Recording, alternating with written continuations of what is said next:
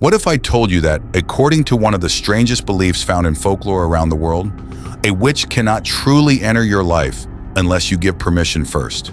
Not permission in the way you might think, not a signed document, not a spoken invitation. Sometimes all it takes is opening a door, accepting a gift, sharing a secret, or even allowing fear to take control of your mind. For centuries, people have whispered about an invisible rule that governs supernatural forces. They must be invited in. Whether you believe in witches or not, this idea has survived for hundreds of years across different cultures, different religions, and different generations. And the most fascinating part is that the stories are surprisingly similar. Again and again, the warning appears. Be careful who you trust. Be careful what you welcome into your home. Because some doors, once opened, can never be closed.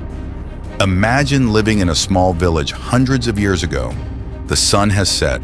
There are no streetlights, no phones, and no way to know what is hiding in the darkness beyond your window. The only protection you have is your family, your faith, and the traditions passed down by your ancestors. One evening, a stranger arrives at your door. She looks tired, hungry, harmless. She asks for a place to rest. Now you face a choice. Do you let her in or do you refuse? Many old legends suggest that this moment matters more than anything else.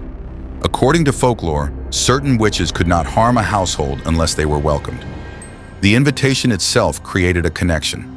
Once that connection existed, the witch gained influence. Before the invitation, she was powerless. After it, everything changed. This belief appears in countless stories. A traveler asks for shelter. A mysterious woman requests a favor. A neighbor offers an unusual gift.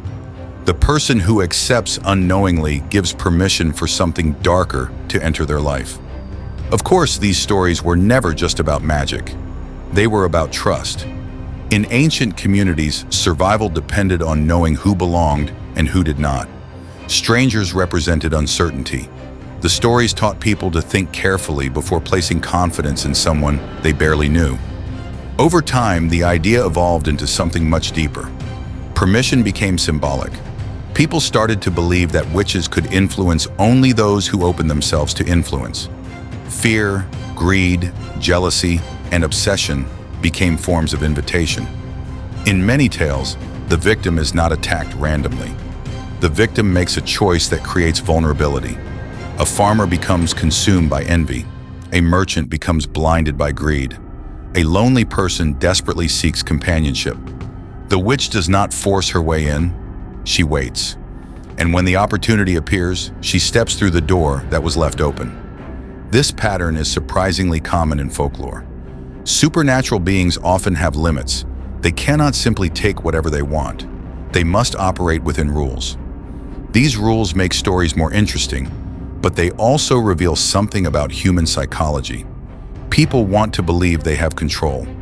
The idea that evil requires permission is comforting because it suggests that individuals are not completely helpless. If danger needs an invitation, then refusing the invitation becomes a source of power. Think about how many warnings children receive growing up. Do not talk to strangers. Do not accept gifts from people you do not know. Do not follow someone just because they seem friendly. These lessons sound practical today, but they echo the same themes found in ancient witch stories. The supernatural language may have changed, but the message remains remarkably similar. There is another reason these tales became so popular. They explain misfortune.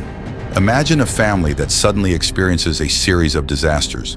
Their crops fail, their animals become sick, their savings disappear. In a world without modern science, people search for explanations.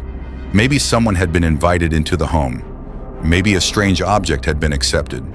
Maybe a promise had been made. The belief that permission was required helped people create a narrative around events they could not understand. But not every story portrayed witches as evil.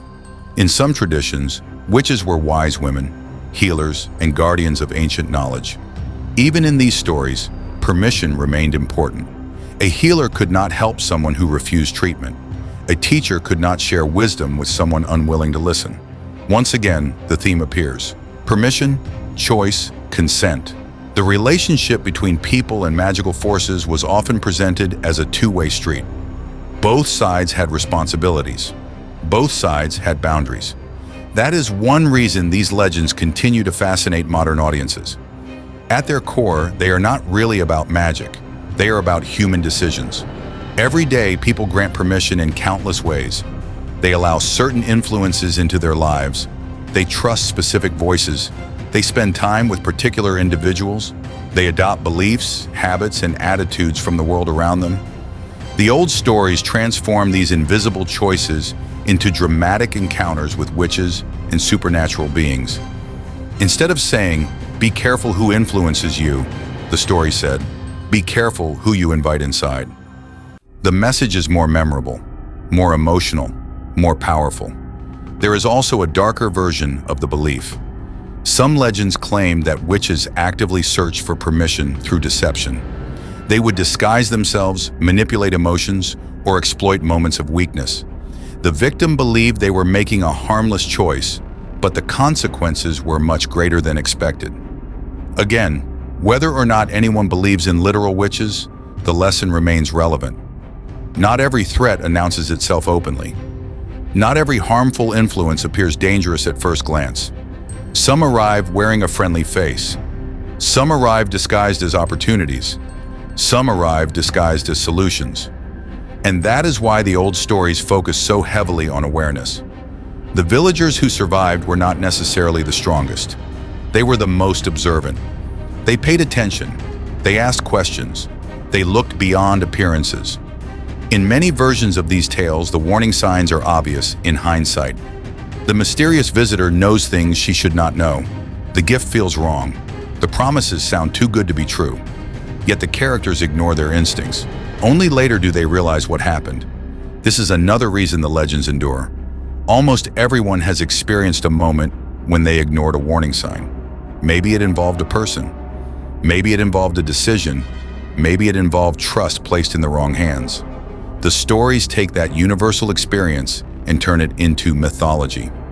As centuries passed, the idea of witches needing permission became connected to spiritual beliefs as well. Some traditions taught that negative forces could influence only those who welcome negativity into their hearts. Kindness, courage, honesty, and faith acted as protection. Under this interpretation, the battle was never external. It was internal. The real door was not the front door of a house. It was the door of the mind. And that changes everything.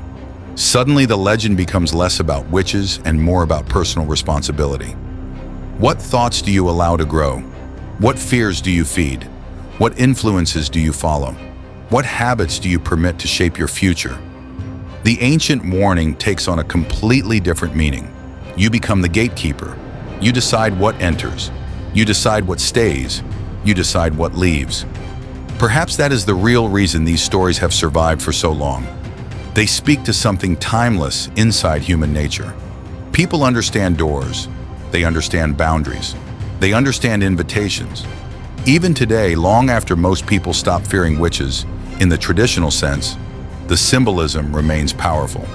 We still talk about toxic influences entering our lives. We still talk about setting boundaries. We still talk about protecting our peace. The language has changed, but the principle is identical. Not everything deserves access to your life. Not everyone deserves your trust. And not every invitation should be accepted. So do witches really need permission? The answer depends on what you believe. If you view the stories literally, folklore offers countless examples suggesting that supernatural forces require some form of invitation before they can act. If you view the stories symbolically, the answer becomes even more interesting. Every influence needs permission. Every relationship needs access. Every idea needs acceptance. Nothing enters your world completely on its own. At some point, consciously or unconsciously, a door opens. And maybe that is the secret hidden inside these ancient tales. The witches were never just witches.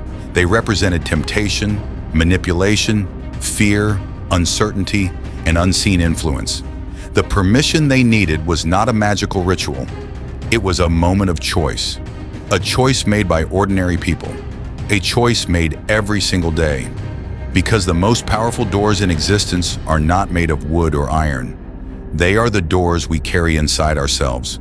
And the question is not whether a witch is waiting outside. The real question is this: who or what are you allowing to enter?